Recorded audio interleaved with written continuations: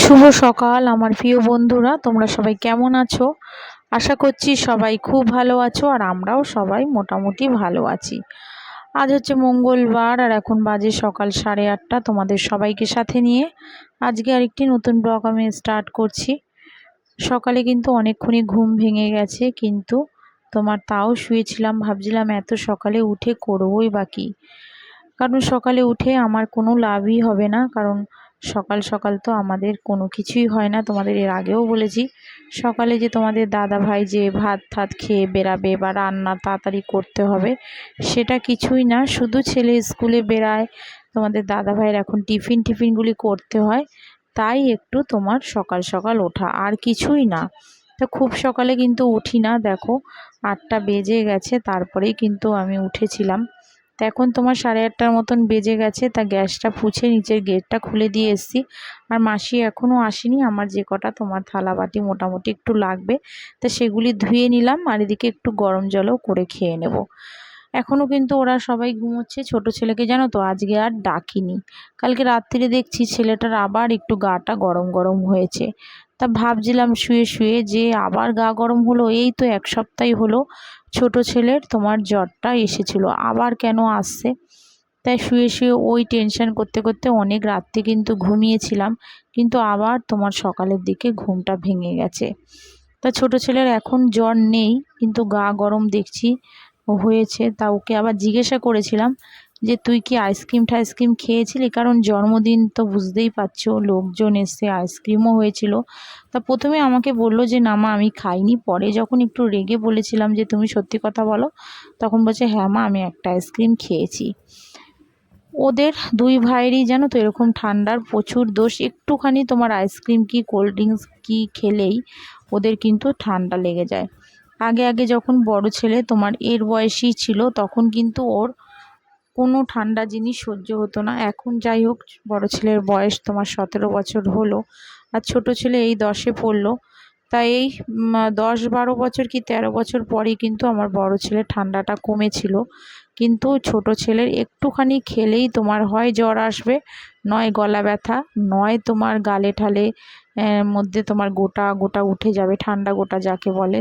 তাই এর জন্যে ওদেরকে আমি কিন্তু ঠান্ডাটা একদমই ছোট ছেলেকে দিতেই চাই না। বড় ছেলের এখন আর খুব একটা হয় না যে বলবো না, মানে হয় অল্প, কিন্তু ছোট ছেলের একটু ঠান্ডা খেলেই তো একদম গলা মলা ব্যথা হয়ে যাবে, আর এরকম তোমার জ্বর ঠরও এক এক সময় চলে আসে। তাই যখনই তোমার কোল্ড ড্রিঙ্কস বা কিছু আনি না, তখন গরম করে ওকে দিই, কারণ ওরও তো বাচ্চা, ওরও তো খেতে ইচ্ছা করে, তাই না? তো এখন যদি লুকিয়ে ঠুকিয়ে খেয়ে নেয়, তখন তো সেটা দেখতে পাইনি, কারণ লোকজন এসেছিলো, সবাই তোমার এসছে, আমিও একটু ব্যস্ত হয়ে পড়েছিলাম। তা কোন ফাঁকে গিয়ে বাচ্চা আর লোভ সামলাতে পারেনি, মনে হয় খেয়ে নিয়েছে।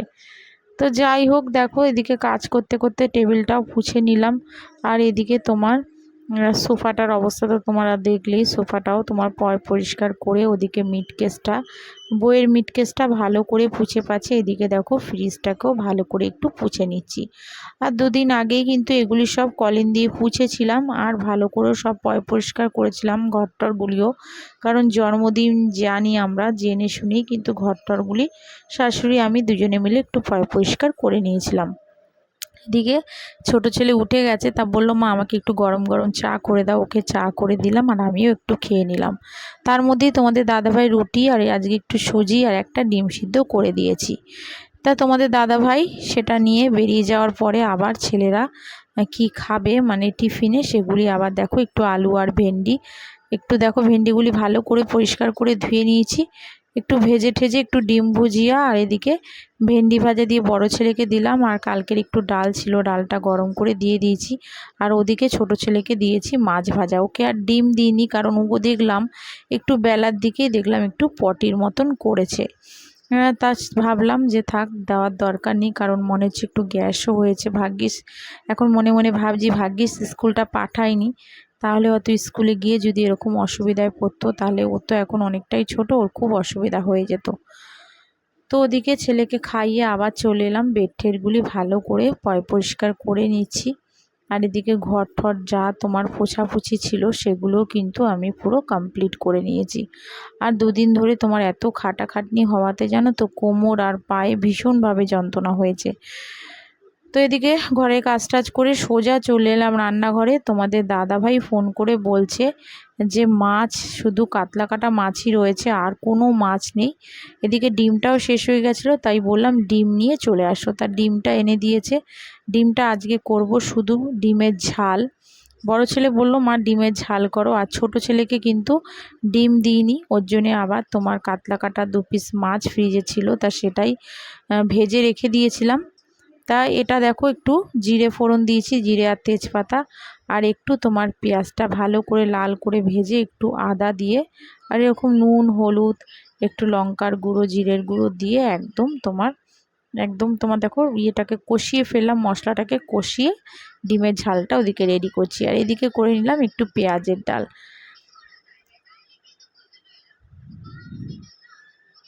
পেঁয়াজের ডাল আর ওদিকে ডিমের ঝালও করলাম। আজকে কিন্তু খুব বেশি রান্না করিনি। আর শাশুড়ি তোমার করেছিল হচ্ছে শুক্তো। তোমাদের দাদাভাই বলেছিল ছেলের যখন একটু পটি হচ্ছে টুম্পা, তাহলে একটু শুক্তো করো। তা শাশুড়ি বললো তোমাকে করতে হবে না, আমি করছি। তা শাশুড়ি আবার একটু শুক্তো করেছিল। আর এদিকে দেখো পেয়ারাগুলি 2-3 দিন আগে আনা হয়েছিল, তা এত ঘরে লোকজন আসাতে আর সময় পাইনি যে পেয়ারাগুলি কাটবো। আর পেয়ারাগুলি দেখো কীরকম হয়ে গেছে। তো সেগুলিকে একটু বাদ দিয়ে দেখো ভালো করে একটু কেটে নিচ্ছি। কেটে একটু ছোট ছোট করে পিস করে নেব। আর ছোট ছেলেকে দিইনি, কারণ ও পটি করছিল বলে। ও একবার চেয়েছিল, পরে বললো না মা খাবো না, যদি খাই আবার যদি পটি হয়। তা ওকে দিইনি, আমি আর শাশুড়ি আর বড় ছেলে 3 জনে মিলেই কিন্তু আমরা খেয়েছি। তোমাদের দাদাভাই আবার পেয়ারা টেয়ারা খুব একটা বেশি ভালো খায় না, তা সেগুলিকে ভালো করে একটু নুন আর একটু তোমার শুকনো লঙ্কার গুঁড়ো, মানে নুন বলতে বিট নুন দিয়ে ভালো করে তোমার মেখে কিন্তু আমরা খেয়েছিলাম। এদিকে রান্নাবান্নাও মোটামুটি কমপ্লিটও হয়ে গেছে। আর এতক্ষণও যারা আমার নতুন যারা বন্ধুরা আছো আমার ব্লগটা দেখছো, তো প্লিজ তোমাদেরকে বলছি, তোমাদের যদি ভালো লেগে থাকে তাহলে আমার চ্যানেলে একটা সাবস্ক্রাইব করে আমার পাশে থাকতে পারো। আর যারা করে রেখেছো বা করছো তাদের তো অসংখ্য ধন্যবাদ আমার পাশে থাকার জন্যে। আর এইভাবে আমার পাশে থেকো, পাশ থেকে প্লিজ তোমাদের আবারও বলছি সরে যেও না, আমি তোমাদের সবার পাশে থাকবো। এখন একটু আমার অসুবিধা রয়েছে, কারণ তোমাদের জানিয়েছিলাম এর আগের ব্লগে আমার বাবার একটু শরীরটা খারাপ হয়েছে, তাই সেখানেও একটু যাওয়া আসা করছি। তা ভাই বেশিরভাগই করছে, ওই ডাক্তারখানা সব জায়গায় নিয়ে ঠিয়ে যাচ্ছে। তো আমাকেও একটু আধটু যেতে হচ্ছে বাড়িতে, তার জন্য আমি ব্লগটা সবার দেখতে পাচ্ছি না। তো আমি কিন্তু সবার ব্লগ দেখব, তোমরা আমার পাশে থেকো। আর ওদিকে কাছে ধোয়াটাও করে নিলাম, করে দেখো কত কেচেছি, সব কিন্তু মেলেও দিয়েছি। আর এদিকে রান্নাবান্না পুরো কমপ্লিট। ডিমের ঝোল 2 ভাগে রেখেছি, একটা বাটিতে রেখেছি এবেলার জন্যে, আর ওই বেলার জন্যে আবার আলাদা বাটিতে রেখেছি, কারণ যা গরম পড়েছে নষ্ট হওয়ারও ভয় আছে। আর এদিকে দেখো রান্নাবান্না কিন্তু সব কমপ্লিটও হয়ে গেছে। এদিকে ডাল আর এদিকে ভেন্ডি ভাজা, এটা হচ্ছে শুক্তো যেটা শাশুড়ি করেছে, এটা দিয়েই ছোট ছেলেকে খাইয়েছিলাম। আর তোমার বড় ছেলেকেও তোমার ডিম দিয়েই ভাত দিয়ে দিয়েছিলাম। তো রান্নাবান্না কমপ্লিট হওয়ার পরে কিন্তু আমরাও সবাই মিলে একটু খেয়ে তারপরে একটু দুপুরের দিকে যাই হোক একটু রেস্ট নিয়েছিলাম। নিয়ে সন্ধ্যার পরে আবার ছোট ছেলে বলল মা আমাকে একটু ম্যাগি করে দাও। তা আমি দেখো একটু ঝুরি ভাজা আর মুড়ি নিয়েছিলাম, আর একটু চা করে নিয়েছি, আর ছোট ছেলের জন্য বসিয়ে দিয়েছিলাম একটু ম্যাগি। তা ম্যাগিটাও দেখো হয়ে এসে এবার ওকে দিয়ে দেবো। আমিও বসে একটু চা খেয়ে একটু ছেলেকে পড়তে বসিয়ে দিয়েছিলাম। তো চলো বন্ধুরা, আজকের মতন ব্লগটা কিন্তু এখানেই শেষ করলাম। তোমরা সবাই ভালো থেকো, সুস্থ থেকো, সাবধানে থেকো। আবার দেখা হচ্ছে আগামীকাল আরেকটি নতুন ব্লগের সাথে। তাহলে আজকের মতন সবাইকে টাটা।